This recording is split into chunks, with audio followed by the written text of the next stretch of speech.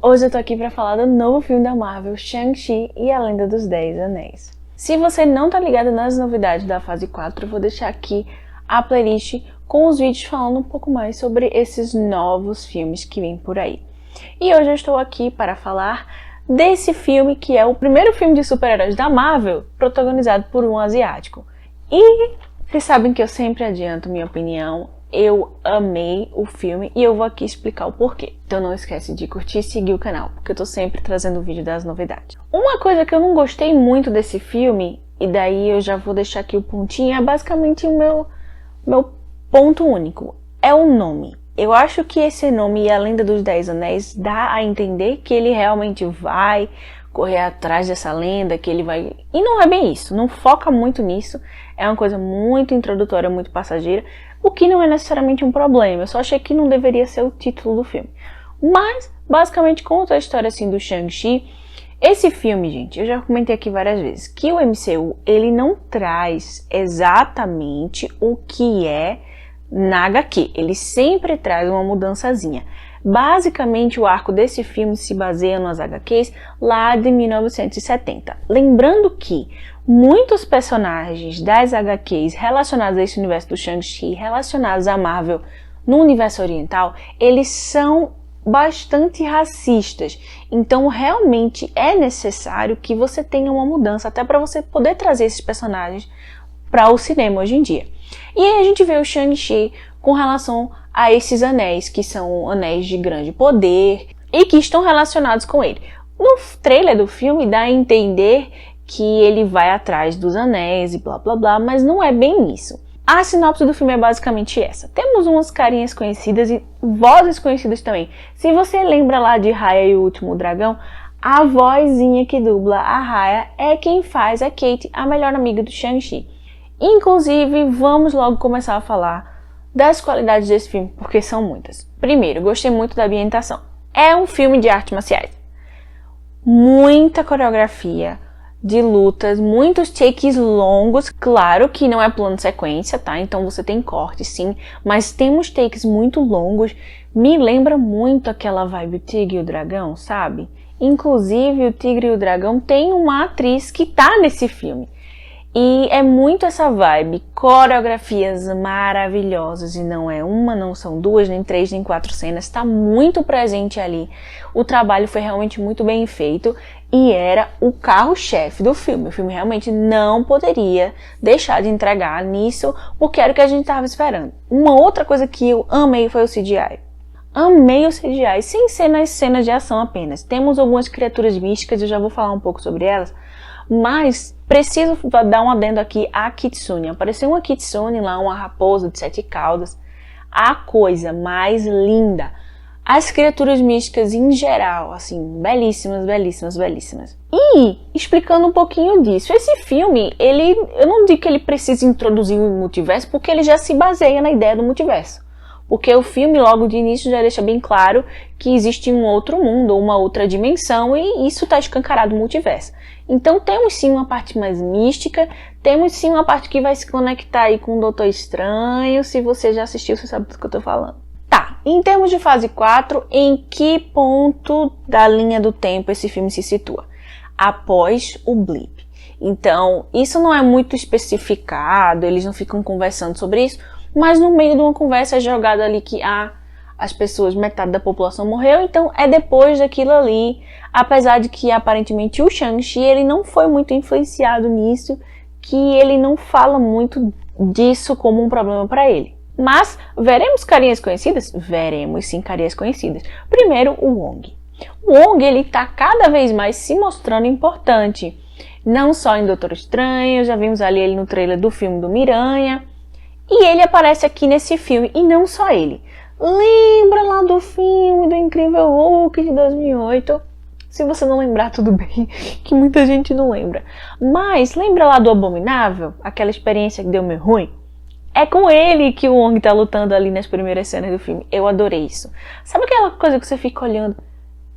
Eu conheço esse cara de algum lugar? Sim, é o Abominável. Se vai explicar isso muito bem, não sei. Pode ser que tenha sido apenas um fanservice. Por mim, por enquanto, tudo bem. Pode ser só um fanservice mesmo. temos o mandarim. Sim, aquele mandarim fake.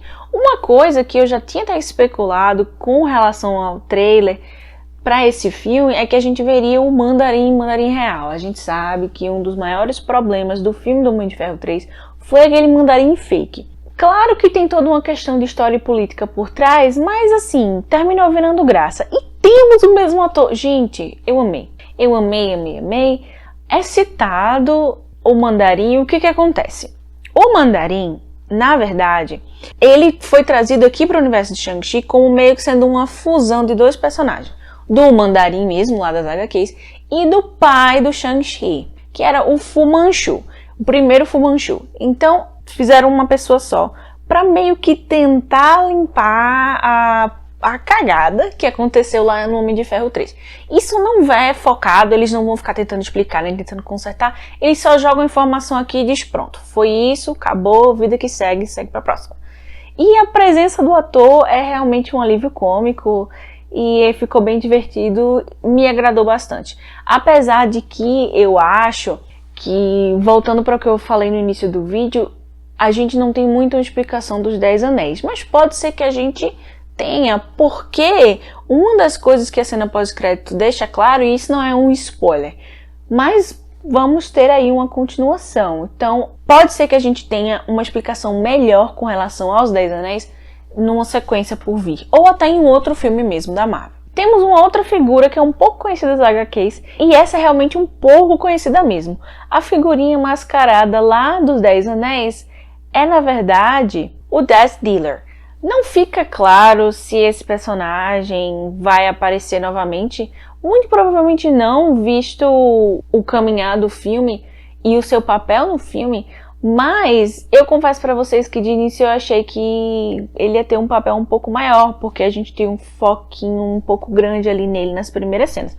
Mas aparentemente a aparição dele vai ser tão curta quanto realmente foi nas HQs. E aí, o que é esse filme? Primeiro, preciso dizer que esse é o primeiro filme da Marvel que, pelo menos aqui no Brasil, chega no cinema em peso. Sim, Viúva Negra saiu nos cinemas, porém, ainda estava muito a questão da quarentena, pelo menos em algumas grandes cidades. Então eu sinto que esse filme, em termos de bilheteria, ele é o que realmente está trazendo de volta aquela sensação de esperar pelo filme, de ir para o cinema, assistir filme da Marvel. É um filme muito bom. É um filme que foca em família, que fala de tradições.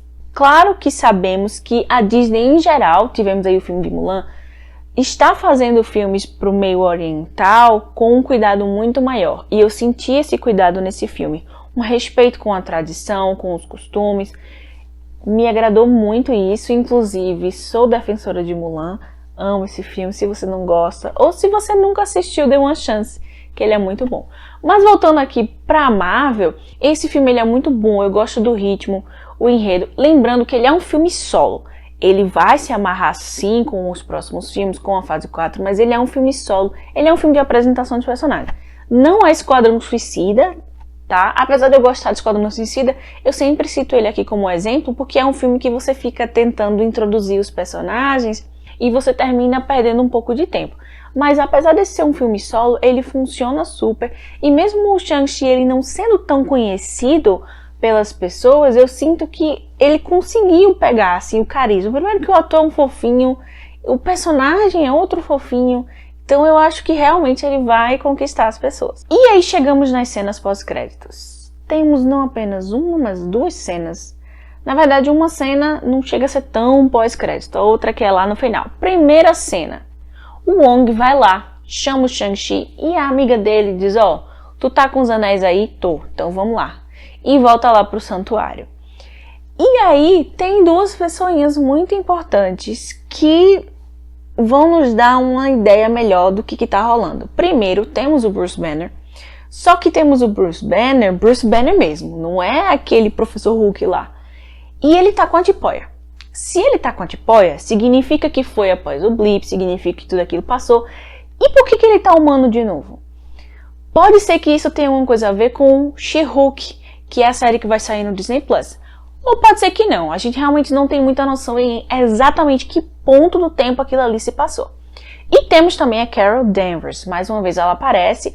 Uma outra coisa é que dessa vez ela tá com o cabelo longo, ou seja, provavelmente se passou bastante tempo. Como ela vive no espaço por aí, você medir o tempo por ela é meio complicado, porque ela pode estar em outra galáxia que realmente possa... É só você dar uma explicação de Interestelar que cola super bem. Então não dá pra medir muito pelo cabelo dela, mas pelo Banner sim. Aparentemente o Banner ele continua, mesmo sem estar na forma do Hulk, ele continua ali como sendo um dos Vingadores. E aí eles vão analisar os Anais dos Anéis. Tá, de onde será que eles vêm? Quanto tempo? Aí o Shang-Chi faz, ó, meu pai tá com eles faz uns 1000 anos. E daí o Bruce faz, eles são mais antigos. E aí o Wong ainda fala mais, ó, eles estão emitindo uma espécie de sinal, mandando mensagem. Tá, mas uma mensagem pra quem, dizendo o quê? Não se sabe.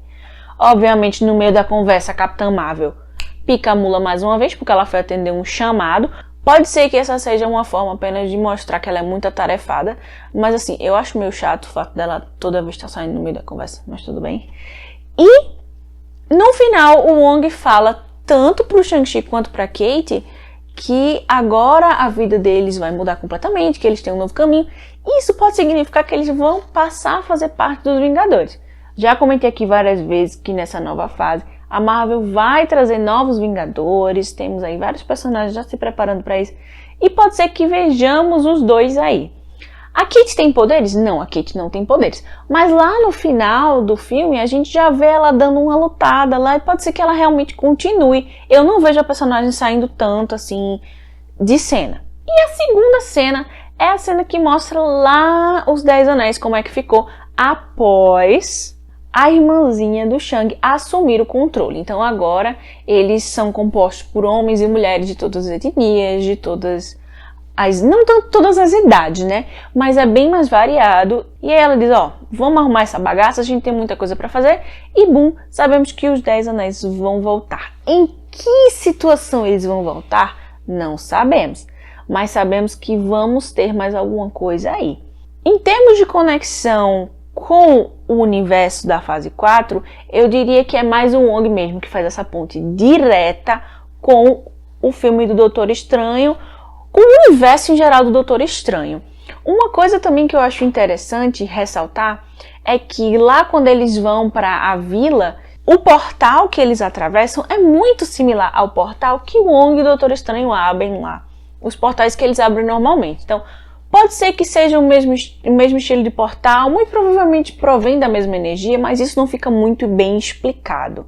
Como eu disse, é um filme solo, tem muita coisa nova, então muita coisa a gente especula, tem muita explicação, apesar de ser um filme solo inicial, com personagens completamente zerados, eu achei que ele ficou muito consistente. Não é aquela coisa que você fica perguntando, nem questionando, ele te dá o que é importante por enquanto e acabou. No geral, o filme é muito bom. A gente vai acompanhar o Shang-Chi na sua aventura aí pra impedir o fim do mundo. Gente, filme de super-herói é sempre assim. Ou você vai impedir o fim do mundo, ou você vai salvar a vida de alguém. Não tem outra coisa. Mas esse filme é muito bom e realmente só me faz querer ver o Shang-Chi em outras produções. No mais, eu fico por aqui. Eu quero que você comente o que você achou desse filme. Um beijo e até a próxima.